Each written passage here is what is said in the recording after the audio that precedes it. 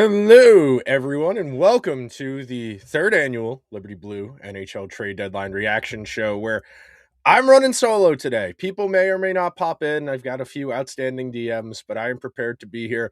Up until we hit that deadline marker, I have to tweet the links for the show on Twitter and Twitch. So give me half a second to get situated. If the deadline slow plays, we might just end up streaming some Chell, which I've been getting slightly better at, but the new mechanics this year are not for me. They very much make me feel washed, and they very much make me feel like I am no longer good at video games, which it's been a while since I have felt good at video games as I've gotten older. And I'm now at a point in my life when it comes to video games, not as an aside, but as I'm tweeting out this link and want to keep the conversation going. YouTube. And then I need the Twitch link.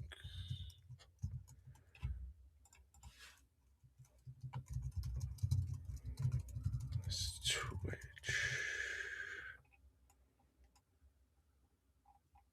Where is it? Where is it? No. I always forget what the Twitch handle comes out to. It's a little bit. Here we go. Cool. Found it. Beautiful. Can I find the share button? There it is. Copy. Beautiful. All right, now that we are rocking and rolling, we can start to evaluate trades as they come in. The last 20 minutes or so, Bobby Brink got traded from the Flyers to the Wild. Overnight, Sam Carrick, John Carlson, probably the biggest move of the overnight period, Connor Garland as well. And we'll react to trades as they come in, and we will evaluate ones that have already happened. And I'm just making note of them here over on my spreadsheet, so that way I can organize and not repeat myself as much as I usually do doing these streams. It's quite a habit, bad habit, excuse me. By the way, our show is powered by the Believe Network, and we are presented by FanDuel. And at some point today, we'll hit on the odds for the Eastern and the Western Conference as part of that promo. But as I look over to the right there, I have TSN up. At some point, I'll switch over to Sportsnet just because I usually prefer the rotating cast they have there, and TSN's a little self-politic, for lack of a better word. But with the moves we've seen so far, I think my biggest takeaway to this point is that not a lot of teams see a lot out there. I think when you look at the moves that teams like Edmonton has made, like Buffalo has made, even the Ducks, John Carlson's a nice piece for the Ducks team that hasn't been in the playoffs since 2000, I think 18 was the last time the Ducks made the playoffs. So it's been a while for them. But Carlson's not blue chip. I keep pounding the table, asking the Canadians, the Hurricanes, the Sabres, go get Robert Thomas. Go shake things up. And I ask you to go shake things up because when you look at the state of the Eastern Conference, where you have Tampa Bay on an island of their own as a team with recent Stanley Cup pedigree, as a team that has won recently, I think there's a real understanding that we trust Tampa Bay. We think Tampa Bay has the capacity, if everything breaks right, to win the Stanley Cup. And right behind them in the standings, you have Carolina, the second best team in the East on paper, but there's a lot more skepticism when it comes to the Hurricanes and our collective, excuse me, it comes to our collective belief in what we think the Hurricanes are capable of. We have seen really good regular season teams from Carolina come up short in the postseason, whether that's been against the Rangers in the second round twice, in the conference final against Florida, in the conference final against Tampa, against Boston. Carolina is assembled to be a really good regular season team. They are a long-term outcome built group where over the course of 82 regular season games, their volume offense mentality has a good it is a good and proven method to erode teams away, to break down their defense, and to catch you effectively at a it breaks you down. It forces you to work harder than you want. And Carolina, to their credit, has ridden it to a lot of regular season success. We have seen Carolina take some swings over the years. A couple years ago, Jake Gensel, probably the biggest fish at that deadline. Last year, they had executed the Mikko Rantanen trade and then got cold feet when they couldn't get him to do an extension. And I think all that tells you, if you're in the East right now, if you're Buffalo, if you're Montreal, if you're Detroit, this conference is as wide open as it's going to be. All due respect to our friends in Pittsburgh, our on Long Island. We all don't expect the Islanders or the Penguins, should those be the 2 teams to make the playoffs out of the Metro, to make some noise. And we'll see about Columbus. They've come on strong as of late. They're rounding into form a little bit. Kent Johnson stuff is a little weird. I think that's a really good player. I saw Columbus firsthand on Monday against the Rangers in person. Marchenko is really impressive. I think that's one of the more underrated players in our game today. Their goaltending situation between Elvis and Jack Reeves is really interesting to watch unfold. Reeves has, I would say, the inside track to being the starting goalie should they make the playoffs, but we'll see how that goes. And as you look at the East in particular, we'll get out West eventually, but I think the West is a lot more interesting to talk about, so I want to start in the East. We have our Rangers sitting here somewhere between a game of chicken and Kusturi just hanging up the phone. We've heard for about a week now that the Wild made their one offer for Vincent Trocheck. We've heard the Red Wings. We've heard the Hurricanes. We heard Utah, but we also heard that Trocheck wasn't interested in moving out to the Western Conference because his family's still going to be here in the New York area. So I think when you're limited like that, and candidly, as I tell you guys whenever we do the show, I'm not really a prospects guy. I leave that to the prospects experts. I read the lists. I put together short lists based on the lists that are assembled. It feels like you probably want to trade with Carolina or Detroit versus Minnesota. It doesn't seem like Minnesota's going to give you Yurov, their best prospect forward. And if that's the case for Trocheck, and you already got the short end of the stick when it came to the Panarin trade because you didn't have leverage because you backed yourself into a corner, I think if you were the Rangers and you're not looking at getting the best possible prospect you can, I think you're missing the boat. The perceived value difference in draft picks is massive. And what I mean by that, the difference in value between the first and fifth overall pick is far greater than the difference in value between the 10th and the 32nd overall pick. And that might sound crazy, but based on the data we have, the statistical evidence we have, it's true. The value you get between the first and fifth overall pick has a wider gap, bigger disparity than what you're going to get at 10th overall versus 32nd overall because the margins are so narrow once you get past the first 5 picks on the draft. And that's why you can't be loading up on draft picks. And we heard Chris Drury say, I want to blame Greentree because we valued him more than a first round pick because we think he's going to be ready to play in the NHL in short order. He's 20 years old. He's an overager in the OHL. He's having a nice run of form. I think 16 points in his last 9 games. We'll see whether or not he can make the jump to the NHL this fall as a 21-year-old to what is going to be a dramatically different forward group. And I think the Rangers part of this is very interesting. And just for the purpose of this conversation, I'm writing out the lineup from opening night 2 years ago just to jog my memory and so I have it for reference. So Kreider, Zibanejad, Riley Smith, Panarin, Trocheck, Lafreniere, Keane, Heedle down the middle, Cooley on the left, Kako on the right, and then Carrick down the middle. Wow, this pen is not working. Hang on, hang on.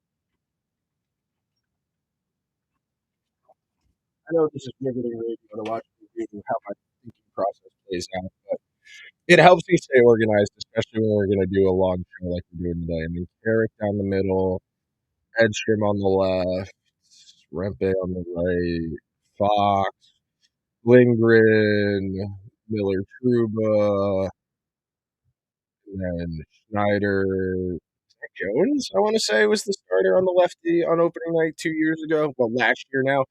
You figure Panarin's gone, Kreider's gone, Kako's gone, Heedle's gone. Trocheck is probably going to be gone. Eric is gone. Lindgren's gone. Truba's gone. Miller's gone. Zach Jones is gone. Braden Schneider, I know we haven't heard his name in the mix. They didn't hold him out of the lineup against Toronto on Thursday night, so that leads me to believe they're probably not particularly close on anything.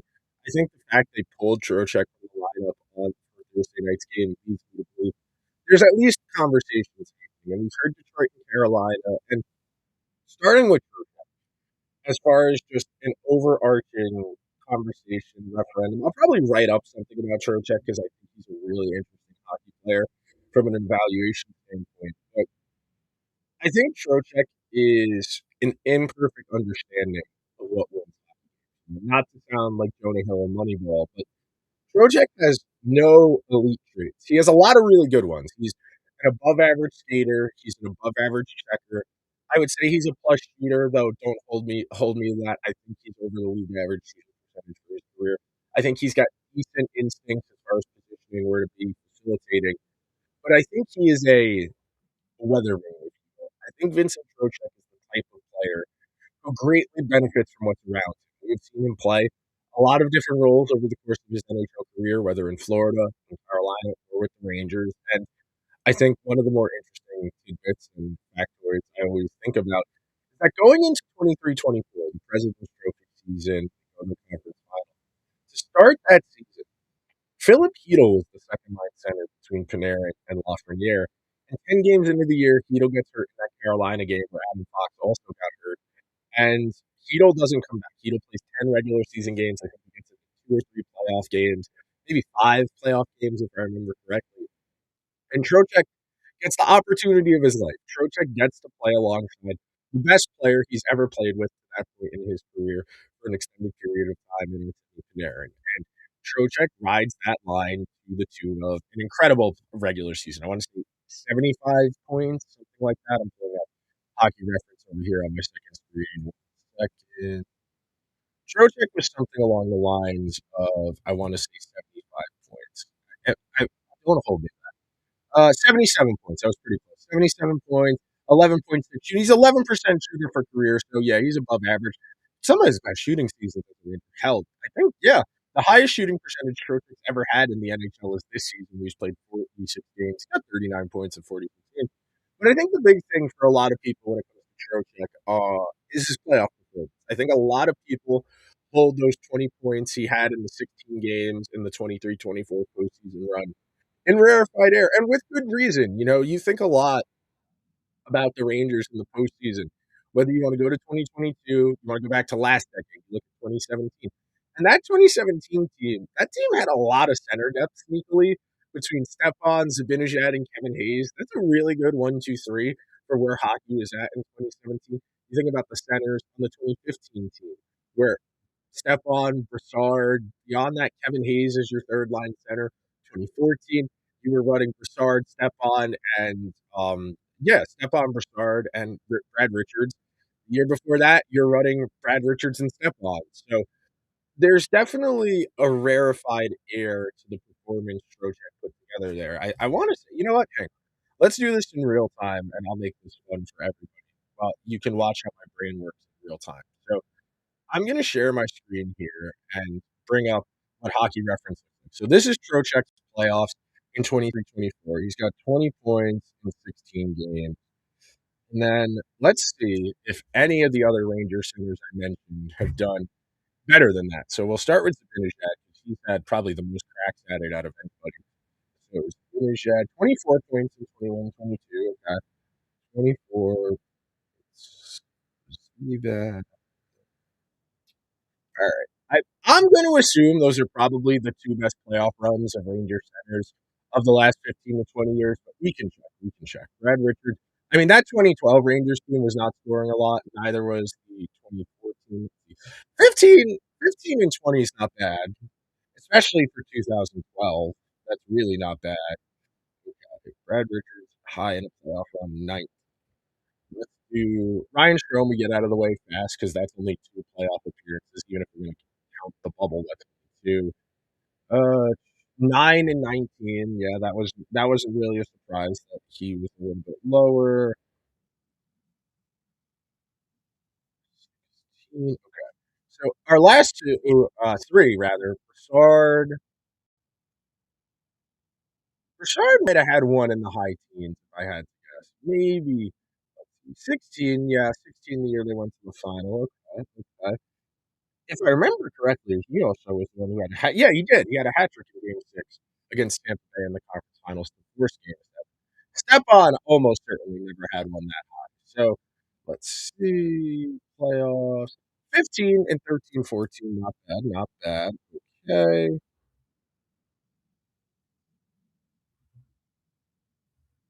And then last but not least is Kevin Hayes. I mean, we can do JT Miller too, even though he wasn't a full time center in 2014, 15, and he hadn't really broken out yet. His real breakout was later on. Let's see, 7, 13, 13 and 13 and 16 as a flyer. That's not too bad for Kevin Hayes. And then we can show 18 as well. 18 and as a Canuck in the bubble. But yeah, the reason that aside even started, and I wanted to bring it up, I understand for a lot of people, Vincent Trocheck has a certain air to him. I mean, 20 points in 24 playoff in 20 some odd playoff in 16 playoff games, excuse me, is really impressive. And Trocheck plays the game with a tenacity and a ferociousness that a lot of hockey people like. You saw the advocates for him during the build up to the Olympic roster, him ultimately being on the Olympic team and fulfilling the obligations. You know, he killed every penalty off. He was really good in the preliminary stages in terms of offense, like with Brock Nelson, Jack Hughes. But I think for me, it's not so much that I dislike what Vincent Trocheck is as a player. It's that I dislike that Chris Drury looked at the 2021-22 Rangers and said, all we need is a little more grit, and we're going to beat Tampa. We can beat the Tampa of the world. We can beat the Floridas of the world. The big issue with those Rangers teams is they didn't score. And Vincent Trocheck is not a playground. He does not make the guys around him better offensively. He doesn't carry the puck into the zone with great frequency. He's a good forechecker. He wins off the cycle, and he's a pretty effective cycle player. But that type of offense is really inefficient. You know, you think about it just purely in terms of probability. Let's say you carry the puck into the offensive zone, you hit one cross team pass, the Valakets that one out of every three cross team passes results in a goal. So let's say you don't get it. Okay, the next time down, you dump and chase. You got to go down there. You got to win the 50-50 ball. You got to find somebody to get the outlet back to. You got to get the rest of your forwards and defensemen into the zone and establish your cycle. And that's a lot more variance. And then if we're going to run a cycle, we need to string together 2, 3, 4, 5, 6, 7 passes to get one scoring attempt. Not even a shot on goal, just a scoring attempt. You know, it creates a really interesting question as to what we're trying to accomplish and the players we acquire.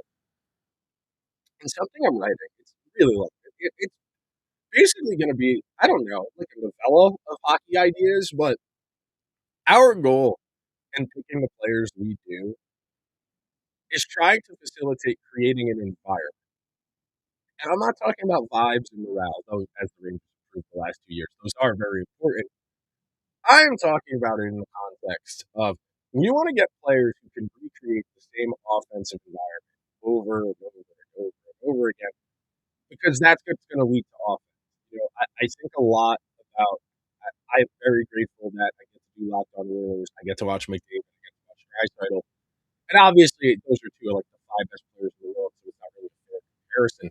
But you watch those guys carry the puck into the offensive zone, puck on their stick over and over and over again, and the opportunities that opens up. I mean, the Oilers went to Game 6 of the Stanley Cup Final last year with Vasily Podkolzin and Kasperi Kapanen playing kind of important forward roles, where their coach, where the Oilers coach Chris Knobloch really wanted them in the lineup, and we have seen Chris Knobloch go back to that group quite often, where he has put those two on the line in the lineup together. But as for Trocheck, you know, undoubtedly a better hockey player than Ryan Strome. I don't think there was really any question as to whether or not Trocheck would be better than Ryan Strome, but I do think it represented an opportunity. You know, the Rangers could have looked at how that 21-22 season went and said, we don't have the right mix. You know, we've gone pretty far in the playoffs with Zibanejad, with Kreider, and we don't have the right mix of guys. You know, Panarin had an okay playoffs in 21-22, better in 23-24. And even then, it took another 4 years for the Rangers to get to where they're at now, where it feels like the door is closed. I don't even think it's a hesitation. Back in October, I wrote it felt like the Rangers window was closed. I didn't think they had the right mix of guys. I felt they were very much moving in the wrong direction. And I think now you're looking at the Trocheck conversation as one big game of chicken. And I phrase it that way because the Rangers got held over a barrel when it came to Panarin. You know, Panarin's no trade clause, the way they negotiated with him, neither of those went particularly well for the Rangers side of things. You know, if Chris Drury really wanted to facilitate having the opportunity to negotiate to keep Panarin on the table, he needed to make a real offer last summer or during the course of the season. And instead, because Chris Drury recognized the way the wind was blowing, he backed himself into a corner. And that's why I don't really want to hear defenses of the general manager based on the idea, well, he didn't have any other choice. Panarin only wanted to go to the Kings. Well, the previous 20 months got you there. If you had done a better job from August, September of 2024 through July of 2025, you could have put yourself in a position where you could have given Panarin a 2-year deal at 11 and a half, matched exactly what the Kings gave him. Because Panarin on a bad team is at least going to put up stats. He's going to make the guys around him better, even though I don't think he's as effective as he was, say, 2 or 3 years ago. He's still a decent NHL player who can provide counting stats on a bad team just based on his sheer individual talent. And I think you were watching Chris Drury realize in real time, oh, I kind of messed that up. I didn't do a good enough job there. And because of that, I am now at a point where I need to find a way to make the Vincent Trocheck trade look better. Look, he did good on Sam Carrick. He got a nice return. He did a nice job on the Ryan Lindgren trade last year. The problem was he burned another pick to go get Carson Soucy for some reason.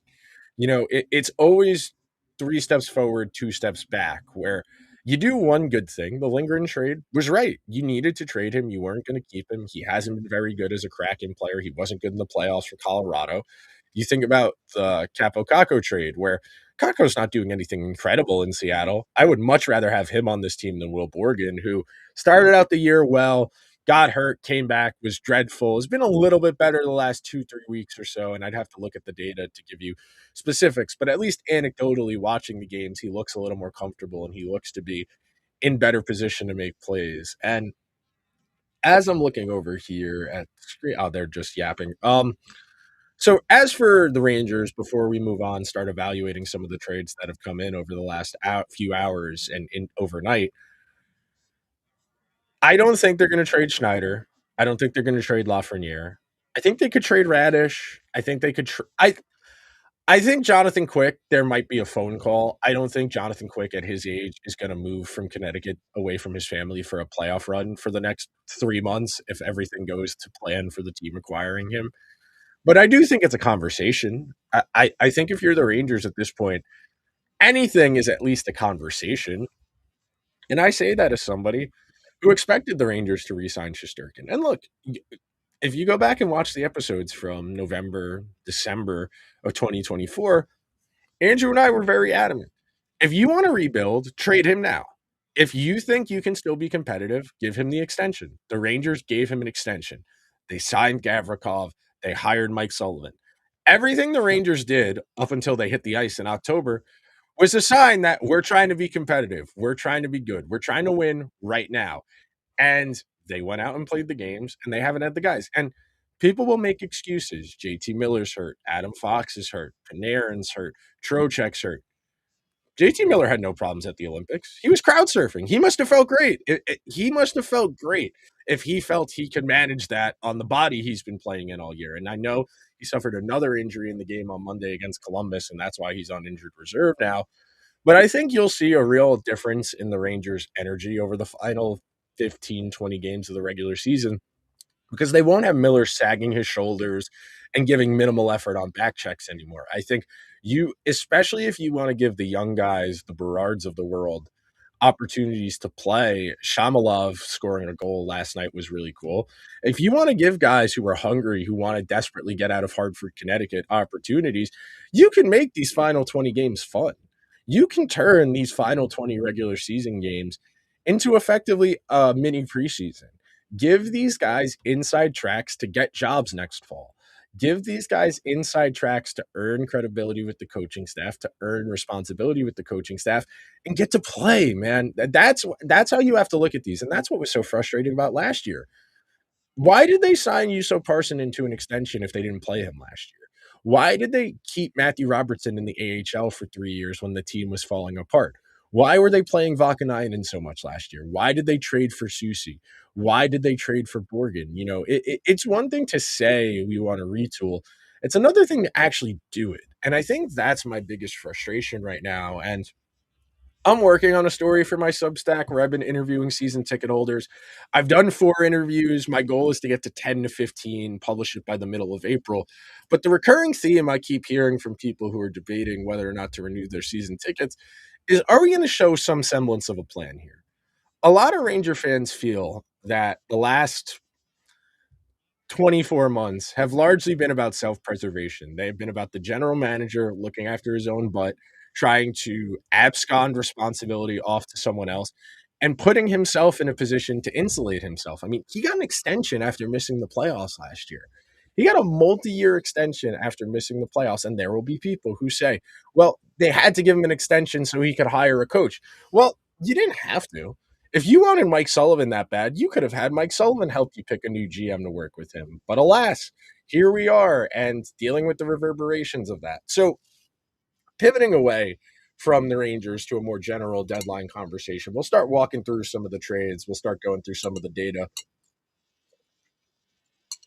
and talking about what's happened so far. So, the first one I have on my list here is Connor Garland. And we will start talking about Connor Garland in two different lenses. So I will explain to you the data I'm pulling up, what it means, that type of thing, what the value of it is, and its limitations, because I do think I am occasionally a slave to the monolith of the data and just saying, well, the data is the data. But I can explain a lot of what this means to you. So share screen.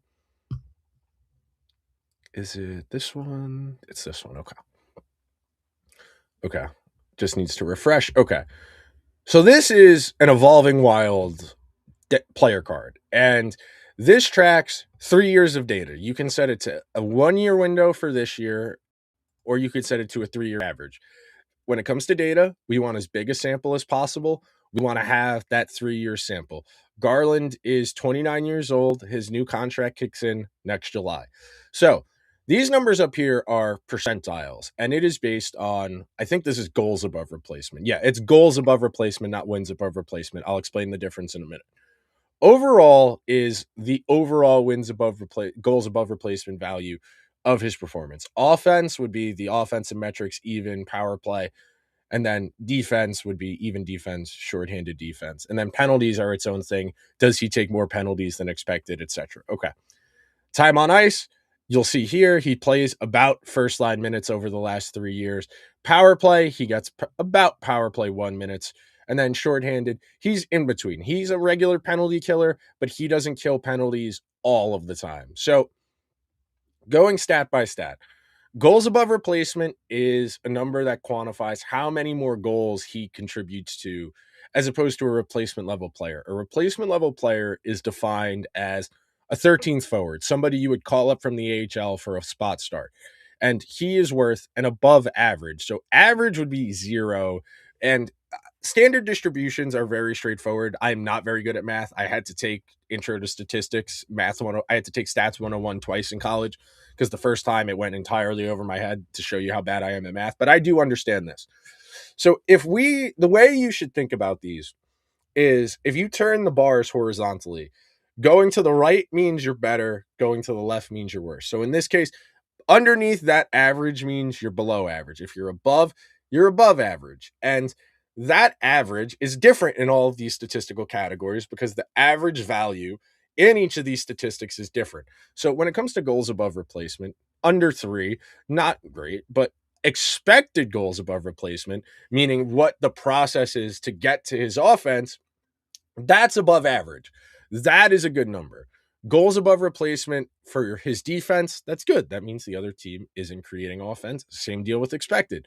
You go down the list, power play offense, you're creating more than expected. Same thing with the expected. So I would say knee-jerk reaction for Connor Garland. I think on a good team, Connor Garland is probably on your third line. When we saw the Canucks in the second round of the playoffs a couple years ago, he was on their third line, a very good third line, mind you, against the Oilers in particular. It sticks in my mind what a good job he did. He is a net front presence. He is a pain in the ass. And speaking of, I can pull up his heat map from HockeyViz and show you where he's creating offense from, because I think this is a really good way to illustrate what guys do offensively. And he is coming from Vancouver, And we want to switch over to this screen in a second. Connor Garland. Okay. So if you're looking here, and I'll make this a little bit bigger if I can. This website's a little funky when it comes to making screens bigger, but it looks bad on the screen with all this empty white space. But when you look at the heat map and what it brings to the table. So these are all Connor Garland's individual offensive chances. So each one of these little dots represents something different. The type of shot, what it resulted in. The color tells you what it resulted in. The shape tells you what it is. So circles are snap and wrist shots, slap shots are squares, tips are rhombuses, backhands are, what is that, a pentagon? Yeah, and then wraps are octagons. So you look at where these shots are concentrated. You've got a heavy pocket of them in the slot. This is the best area of the ice. These are the most dangerous chances you can create. You have a high concentration of them from the right side. He's a right winger. Makes sense. He's going to get looks from there. But a majority of his scoring chances are coming from really dangerous areas. And I think anytime you can add a player like this, and I know Garland's a little bit undersized, and I know that contract is probably going to end up aging poorly because he's a little bit older and because he's expensive, and expensive relatively. I think Garland is an interesting opportunity. Now, as for the Blue Jackets, who I think are an interesting team in the sense that we've seen them add Mason Marchment, we've seen them go out and now add Connor Garland. They have a new GM in Don Waddell, who's been around the league for a long time, somebody who has been a GM on more than one occasion, something I was working on the other day. And if Natural Stat Trick will come up, we can look at what the team numbers look like for Columbus and give you an idea of where they're at.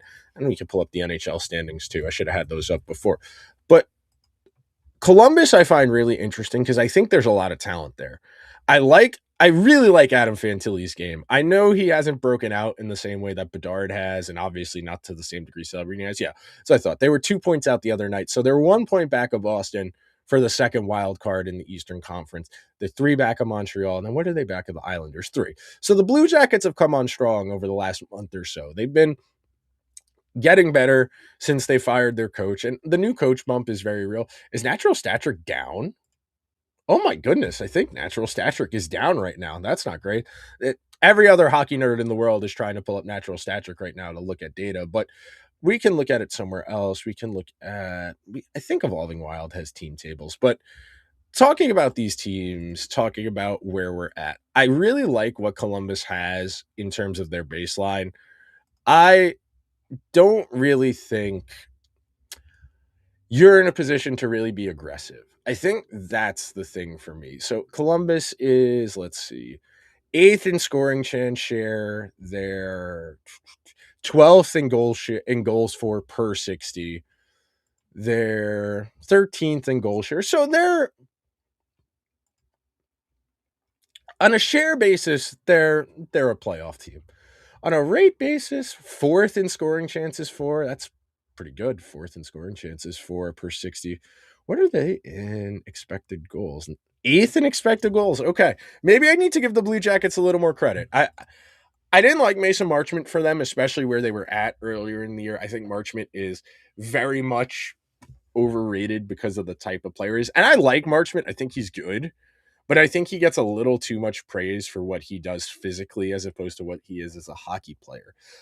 I like Garland for what it costs. I think that's a good trade for Columbus. We'll see how well that contract ages. But now it's time to talk about one of the funniest players in the NHL.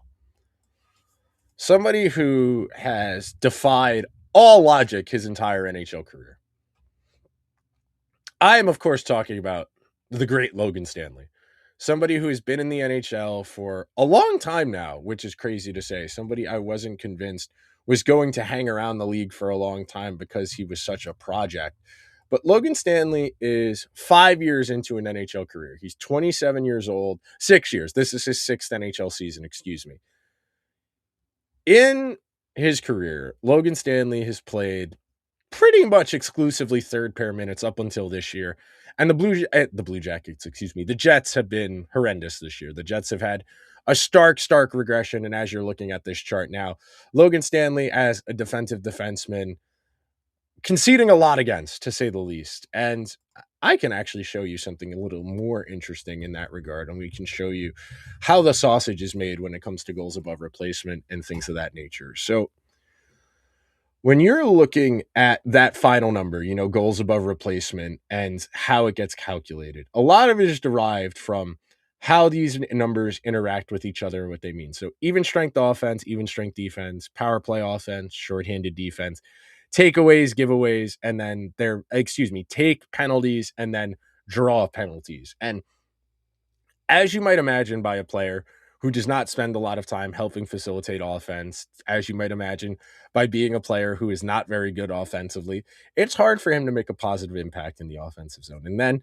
because he's playing so much defense, he's going to end up playing less effective hockey. And you look at the negatives here, and I understand the concept of negative value is hard for some people to understand, especially when you're not math people like me, but we're talking about a player who has been objectively bad basically their entire NHL career. This is one of my favorite things Evolving Wild will do in their calculations is that based on WAR, they can calculate how much a player's value is. I love whenever you get a player whose value implies they should be paying the team to play. Like I love the thought of Logan Stanley having to pay the Jets $7 million to play for them. That's how bad he was a couple years ago. I mean, that's a player who is entirely in the league because of his physical gifts. I know the old adage, you can't teach size. I know that's why centers still I know the NBA is more guard dominant now, and it's not like it was when I was a kid where every team had two centers effectively because the power forward used to be in the paint and the spacing was a lot worse. But I think anytime we're talking about guys like Stanley at 6'7", who don't move particularly well, I think you have real questions about what you're prioritizing. I know Yarmo was in earlier in the week on Colton Parayko. That ultimately fell apart. But I think if you're the Sabres, who are in a playoff spot for the first time in forever, you still got to close the door. You still got to get through this final month of the season. I think your goal, if you're Buffalo, is to really signal that the old days are over. And Parayko is undoubtedly better than Logan Stanley. I mean, Parayko is still pretty good defensively. He's still pretty mobile. He just doesn't really help you offensively, as Canada saw in the Olympics and the 3 shots on goal he took in the one shift, while Nathan McKinnon, McDavid, and Celebrini were skating for their lives trying to create space. And he was just firing point shots in any specific direction. It's a weird place to be in. Oh, yeah, I just realized the TSN stream had crashed. I haven't reacted to any live trades in a while. Let me flash on over to Twitter, see if anything is up as far as breaking trades go. But um, I don't think I've missed anything in the last few minutes. Okay, let's talk about John Carlson while we wait. At I want to say John Carlson is excuse me. John Carlson's 36, I want to say, maybe 35. They're 36 years old. Natick, Massachusetts. Shout out to Natick Twinkie Factory from that episode of Family Guy. This is an offense first defenseman who basically gives you nothing defensively anymore. He has put together some really good seasons from the back end. He's got multiple 70-point seasons as a defenseman. He's been pretty consistent most of his NHL career as a first pair guy. He's never really gotten Norris shouts. The highest he's ever finished is fourth. But I think when you consider what the Ducks are and what the Ducks need, I think you could have done far worse. I had mentioned I thought yesterday on Locked On NHL with Hunter Hodes, I had mentioned I thought Justin Falk would be a good fit for them defensively, just because they are a really poor defensive team. They here I'll show you the heat map so you guys get what I'm talking about. But the Ducks concede 5% more expected goals against per 60 minutes than the league average. 131 expected goals over 2,924 minutes. You divide them, you get that number. And 5% doesn't sound like a lot, but I think you need to understand that in the context of what it means for a team like the Ducks who struggle, to say the least, when it comes to defense. Let me see. Is natural stats going to work? Am I going to have to go somewhere else and look at strength offense numbers? Okay, still not working. No big deal. We can do hockey reference and we can do some envelope.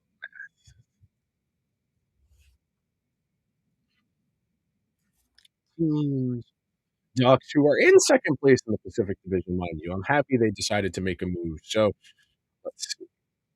They have 98 goals for, 212 against. So they've got a negative to 14 goal differential. Negative 14 goal differential. Let's calculate the difference even strength versus power play. And I want to say the Ducks have a good power play, but I could be lying. That could entirely be me just picturing how good it would be on paper. So 198, 212. They have 157 even strength goals. So 198 minus 57. Yes, I really am doing three-digit subtraction live on stream right now, if you were wondering for. So they've got 41 special teams goals, and then defensively 212. Let me calculate this. Short. Okay, so all right, we know how to do this. Power play goals against is 44, and then short-handed goals against is 2.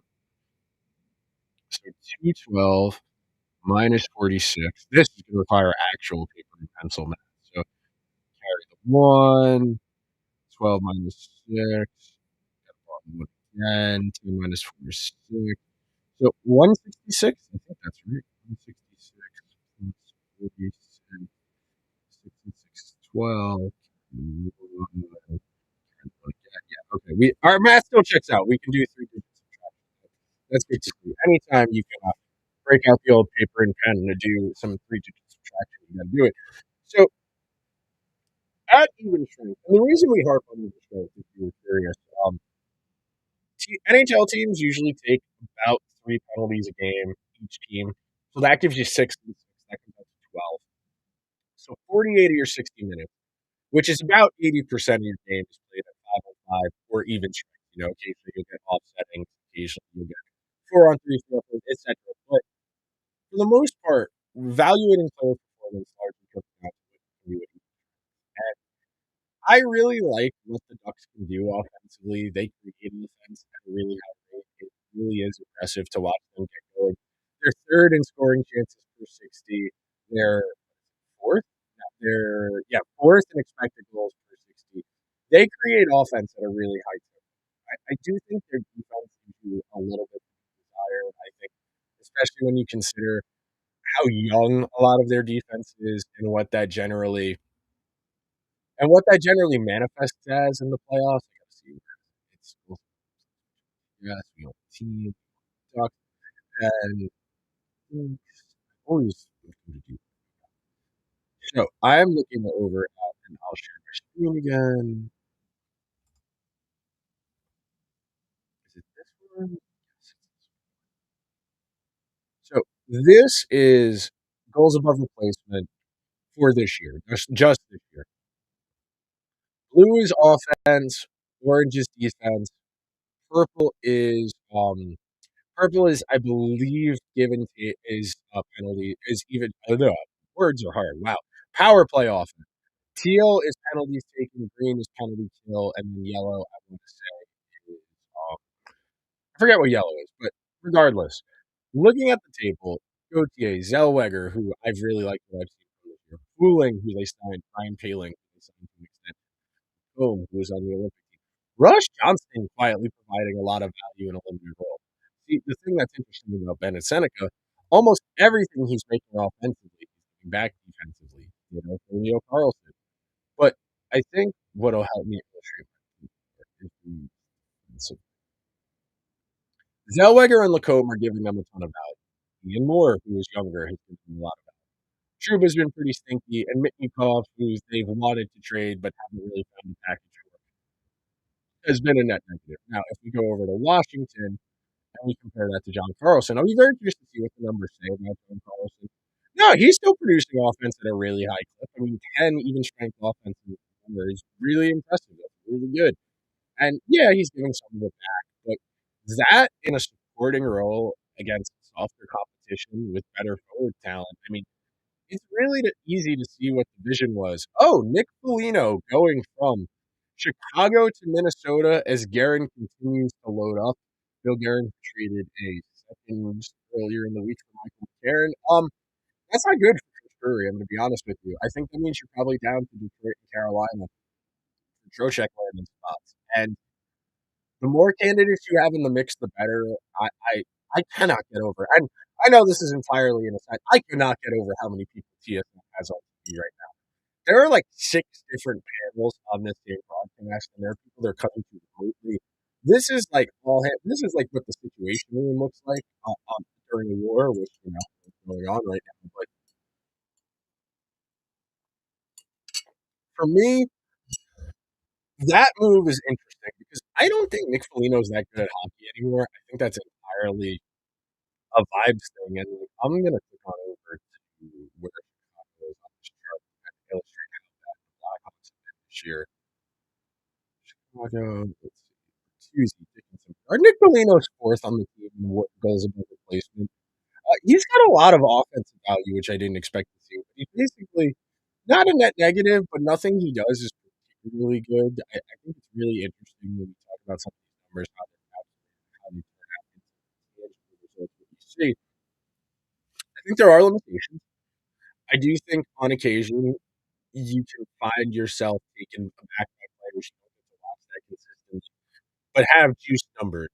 Who are able to play a certain style of hockey. We talk a lot about the Hurricanes being Mercy Merchants, the type of team that manages to create a lot of volume offense, and that accumulates expected goals and makes their offense look a little more potent than it actually is, just because they're dominating a volume of offense. And we might switch over to NHL in all honesty because there's 5 more hours of this, 4 more hours of this to kill.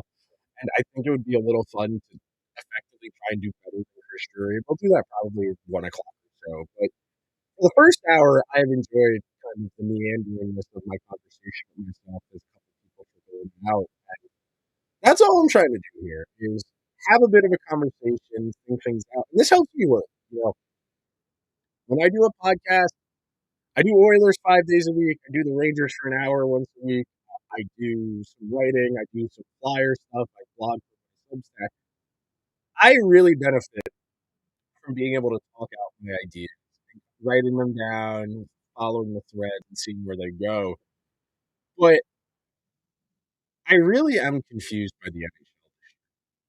And I mean that in a few different ways. Number one, I think the league itself is as top heavy as it's ever been. I think you see the difference in Colorado, Minnesota, Dallas, and Tampa Bay. And you can throw Carolina in there if you'd like, but you look at the difference between those 5 teams and everyone else, and it is a stark gap. You have the Pacific Division, where none of those teams would be in a playoff spot in the Eastern Conference. The Oilers, who have sleepwalked through the first 5 months of the regular season. The Golden Knights, who are 4 overtime losses away from tying the all-time record with the Federation team from last decade. The Flyers team, the Lightning team, and the Devils team all have 18 overtime losses tied for the record. I think you look at Penguins and the Islanders being in playoff spots this year because the Rangers and Devils have both imploded. I think you look at some of the changing of the guard that's going on. Where you see teams like Utah, Buffalo, Detroit, all finding ways to capitalize on the environment that's around it right now. And I really do like the league having a bit more variety, for lack of a better word. I don't think any of those teams I just mentioned are Stanley Cup contenders, but I do think, excuse me, I do think there is a difference.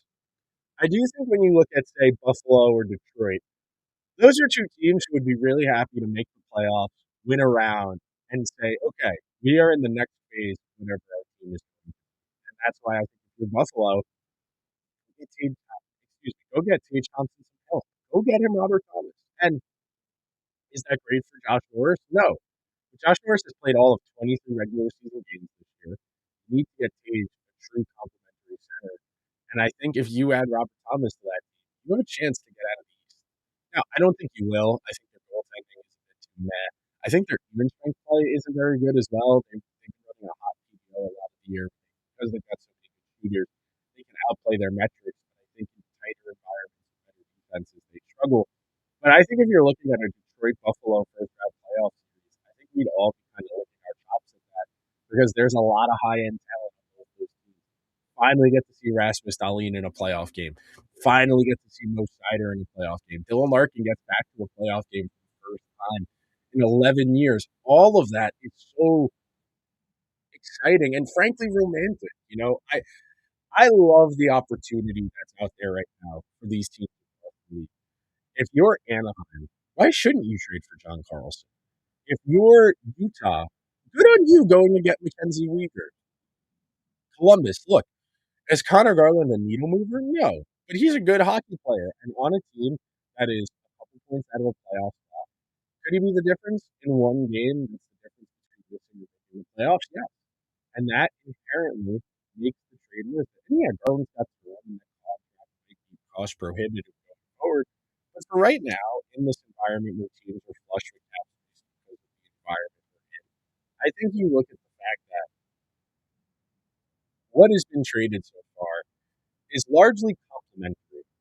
I don't think you've really seen any franchise-altering trades beyond Panarin to the Kings. And the Kings, you have Fiala go down, you fire the coach. About as rough a month as possible.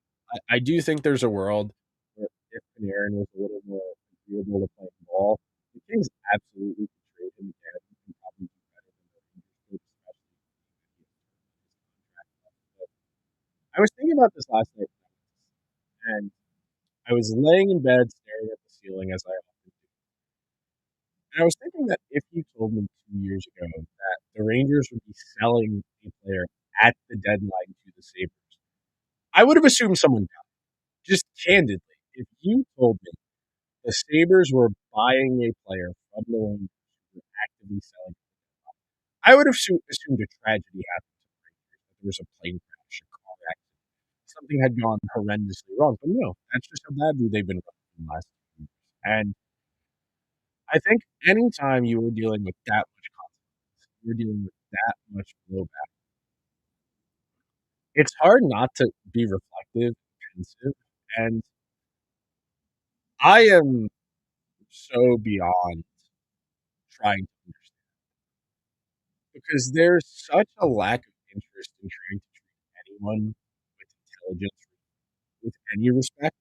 I mean, the GM has not shown his face in public beyond trying to get applauded for his gold medal and getting voraciously booed.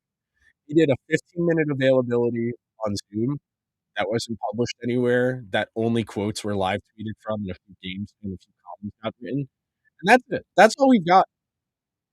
He traded Panarin, one of the 5, 10 best players in the history of the team. Maybe come out and talk to your fan base. You're going to come out next month as the president of the team and ask people, well, are you going to renew your season tickets? And the first recourse should be, who's going to be on the team next year? The second recourse is going to be, what is the plan? I think you saw this come up in conversation a little bit. And look, I'm not as tapped into the Kings as I am a lot of teams, but the consensus I saw from a lot of people over on Reddit, in particular, in the Hockey Sub and the Kings Reddit as well, in addition to the hockey one, I think you saw a lot of people tell them season ticket rep, I'm not really interested unless you do X. And look, obviously, a handful of people saying, hey, you gotta fire the coach, to a 23-year-old marketing associate whose job is to cold call people about renewing tickets and account managers. I don't think those people wield a lot of power in the organization. But I do think if you get a couple hundred people saying, I'm not interested in renewing unless the coach gets fired, I do think that that anecdote at least gets passed along up the food chain. And I think it's justifiable if you're Ken Holland. You want to try and put yourself in a position to figure out what you're going to be. And look, that's a very weird team. Kopitar's retiring at the end of the year. Panarin's 35. Doughty is 36 or 37. They don't really have a long-term plan beyond Brent Clark, who's playing really well, by the way. I like a lot of the guys they have. Kempe, Fiala are two of the most underrated players in the league. Last year in that first-round series against the Oilers, I was frankly blown away with how good both those guys played. They had the Oilers on the ropes, and that Jim Hiller challenge on the Evander Kane goaltender interference is one of the great sliding door moments in NHL history. Because what happens if the Oilers lose in the first round? If they don't make that challenge, the Kings probably go up 3-0. The Kings probably win the series up if they have a 3-0 lead. I don't know if anything's guaranteed in hockey, but you lose that series, does Chris Knoblauch get fired? Does McDavid sign the extension? Is he more wait and see? What does that do for your offseason? And the Rangers are so weird now. The Rangers are so weird.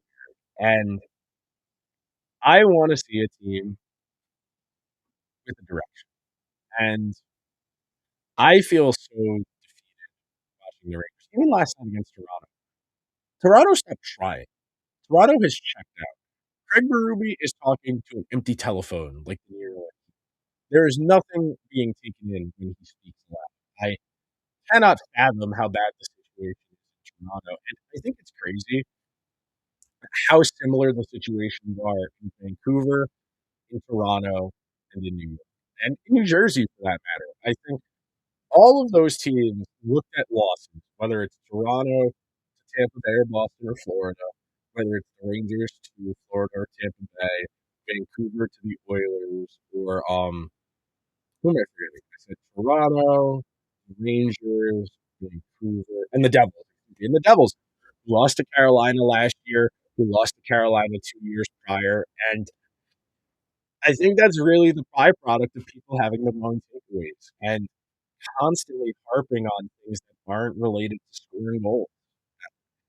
You can try and be a better defensive team. You can have an easier time trying to be a good offensive team than a good defensive team. I think it escapes people how hard it is to be good at defensive team because defense is a team concept.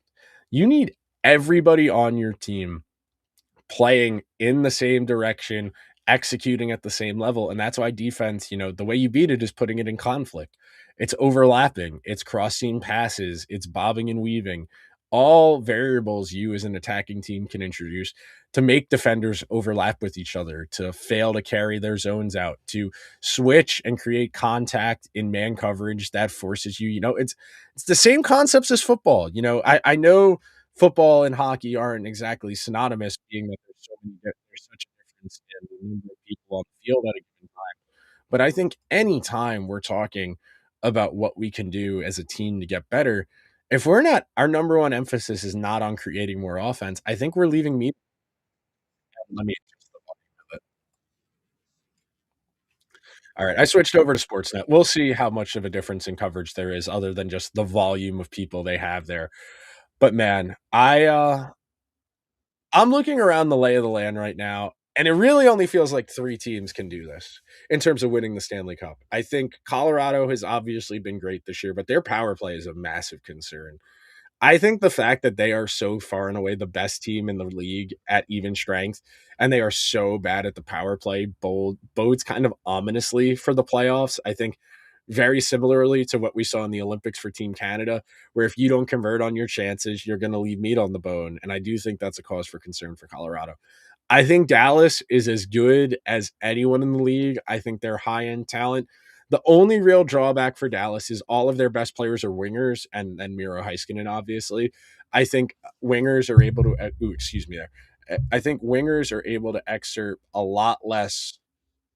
That's Connor Garland, I think I'm looking at on Sportsnet right now. Yes, who's on FaceTime from a very bad angle. Someone's got to teach men you don't want to FaceTime from down here. It's not very flattering. It doesn't look good on your chin or your neck. But you look at those teams. You look at Dallas and you look at Colorado, far and away the 2 best teams in the West. I think Minnesota's okay. I think their defense, weirdly, isn't very good, especially considering you have Quinn Hughes and Brock Faber.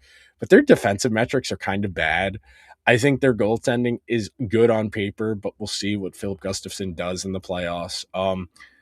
That's a team that needs a center badly, and they went for Nick Foligno and Michael McCarron instead, which I think is very weird and confounding in all honesty. Um, you look at the state of things where Nick Waugh is going for a first round pick. I think you look at the cost we have seen for players over the last day and a half, 2 days, and you don't really get it. If you're, and look, I get Colorado didn't really have the cap space to go get Nazem Kadri, but Nazem Kadri is so much more worth it than just getting a token third line center. I really wish there was a way. you could find ways. And look, good teams do. Vegas always has money, even if it costs them relationships, even if they got to put people on waivers or trade players away for nothing. They find a way to make more money. And it's really interesting when we talk about it in that respect, because I really want to see who has the gumption, for lack of a better word, to take advantage of this situation. Who has the gumption to make something magical happen here over the next 6 to 7 hours? And something I've been coming around on, and I want to give Yolo Pinato some credit. I talked with him when the Rangers traded Panarin earlier this calendar year. His take, and I've largely agreed with it, but I didn't really understand why, excuse me, until now. It's not that the teams that make small trades win, like Vegas getting Barbashev, Tampa Bay, Coleman, Gaudreau, Florida, not Nico Mikola, excuse me, Tarasenko. I think the reason we gloss those teams up so much, and those moves being, the cherry on top of the sundae, I think those teams were already so good that you could justify expending assets on a third center, a sixth defenseman, and instead of highlighting how good the initial team was, we, as novel creatures, we get entranced by, oh, this is new. This must be what's different. As opposed to being, wow, this team was already so damn good. All they needed was a center. All they needed was a checking winger. All they needed was a face-off specialist. And it's the same exact conversation coming out of the Winter Olympics. They didn't win the gold medal because Trocheck and JT Miller killed a bunch of penalties. They won the gold medal because Jack Hughes scored a goal. They won a gold medal because Matt Boldy scored a goal. But because of the novel approach, the this is different, this is exciting approach, that becomes one of the prevailing takeaways. And I think our weaknesses as novel creatures, as people who like novelty and new stimulation, I think we get taken aback. I think that's why the deadline excites us so much. I think that's why free agency excites us so much. I think we all like new things. It gives us new information. It gives us more areas to operate from intrinsically, and it makes the conversation a lot more fun. Your casual hockey fan friend or your casual hockey fan coworker who you check in with once or twice a month, who maybe watches one game a week, they're not sickos like us. They're not monitoring the situation like me, where you have Sportsnet, you're illegally streaming Sportsnet on. You Nobody is at their desk that's normal doing that. But Connor Garland rubbing the camera clean. This is hilarious. Just a special production over there from Connor Garland's end of things. But I, for one, really am hoping the Rangers don't mess this up. I'm really hoping the Rangers don't mess this up. And I say that as somebody who has had no confidence in this GM for like 3 years now. And not trading for Jake Gensel haunt me the rest of my life. Not trading for JT Miller in 2021 probably will haunt me for the rest of my life. And I say it that way because were they going to beat Florida if they had Gensel 2 years ago? Probably not.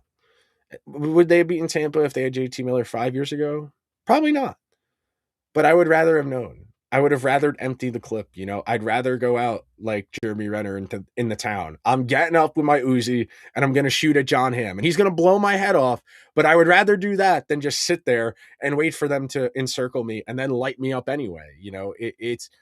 There is such a cowardice amongst the NHL GM class to do anything bold, to do anything eccentric, because you don't want to rock the boat. Carolina in season trading for Rantanen and then deciding like a month later, hey, we don't think this is a good idea. Let's get rid of him.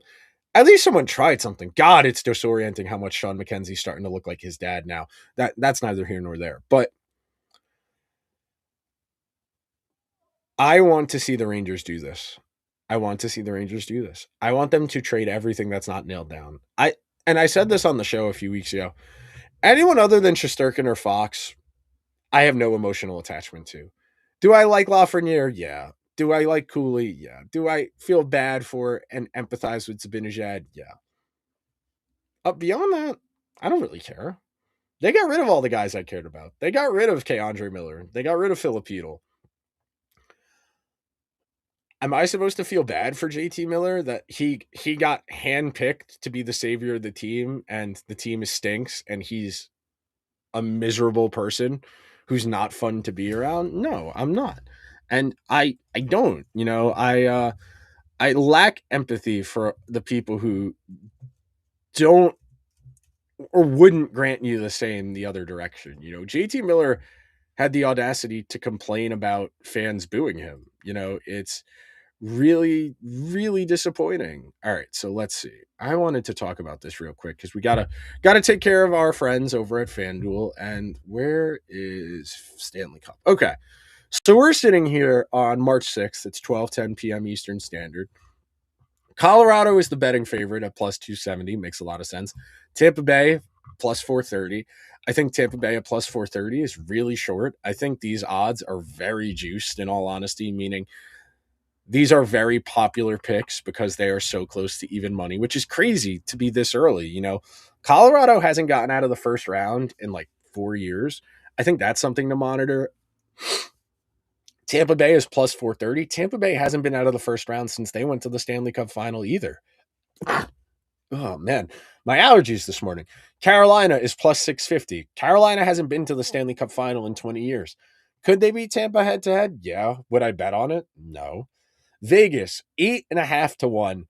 I think Vegas is the first team on this list that is interesting from an odds perspective. I think if you want to game this out, so Vegas right now, I want to say would play. Hang on, I got to pull up the standings. I forget who's the second.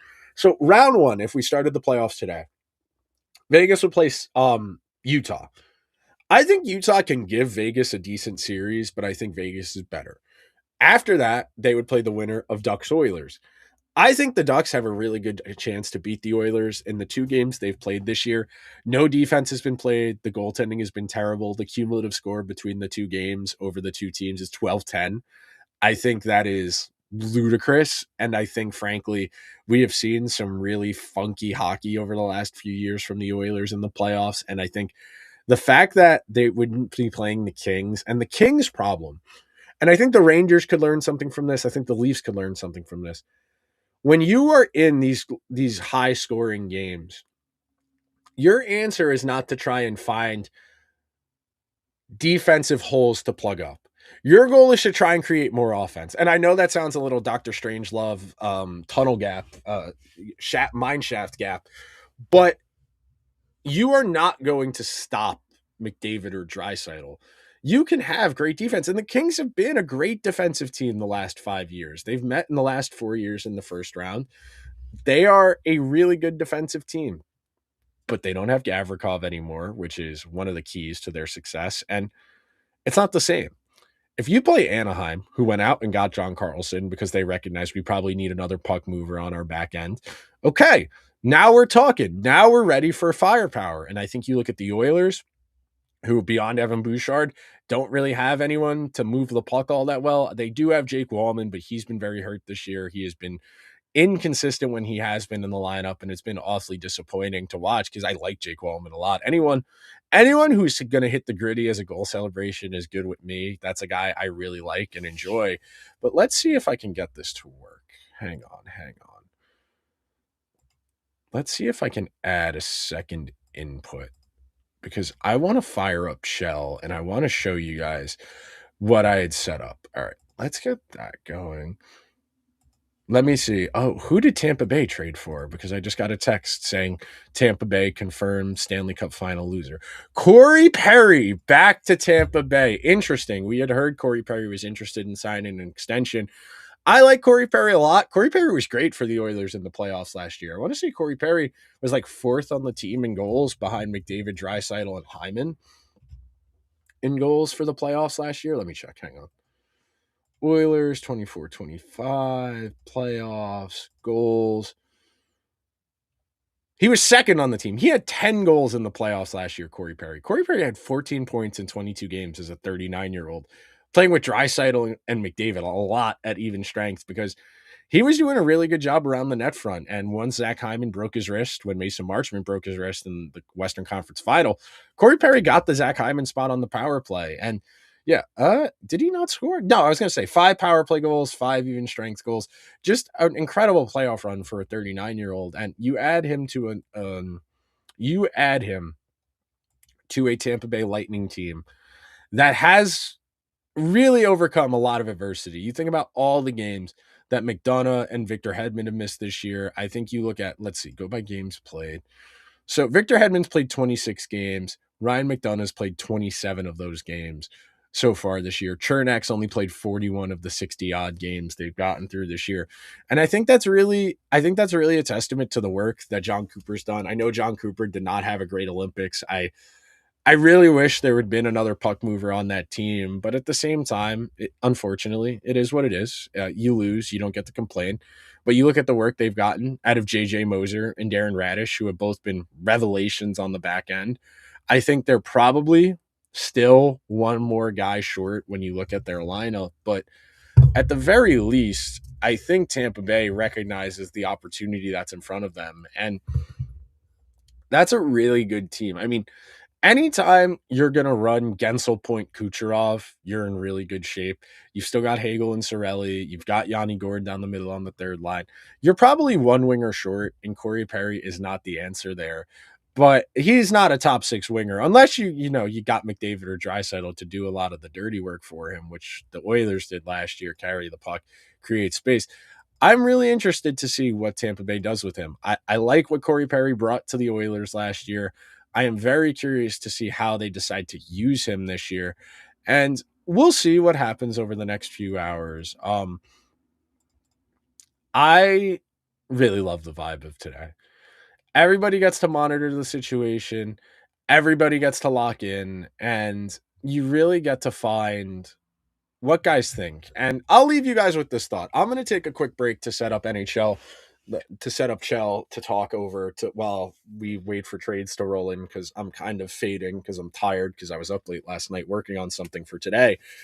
But I think anytime you get an honest account of what a GM thinks their team needs, I think that's going to give you a lot of insight into what that team's weaknesses are. I think you see teams adding defensemen because they think they're bad defensively. I think you see teams adding gritty guys because they think they can't outscore their problems. So they're going to try and muck games up, and it creates a really interesting conversation as to what matters and what's important. And look, I know everybody is so biased by their priors. It's really hard to get people to admit when things are different, admit when things have changed. But there are opportunities all around you. You think about the Pacino speech in Any Given Sunday. There are inches all around us. And the difference between winning and losing is the sum of those inches. Are you going to crawl? Are you going to make your way? Are you willing to fight for that inch? And that's the beautiful thing about sports. We got inches all around us every minute of every day. If you're willing to claw, if you're willing to scratch, if you're willing to fight, you should get what you're looking for, because this is sports, and sports are supposed to be the great equalizer.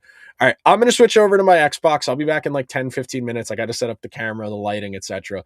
We'll try and simulate through the deadline. We'll see what GM Chris Drury can do on the Xbox and a whole lot more. I'll see you guys in a little bit. This show is presented by our friends over at Believe and by FanDuel.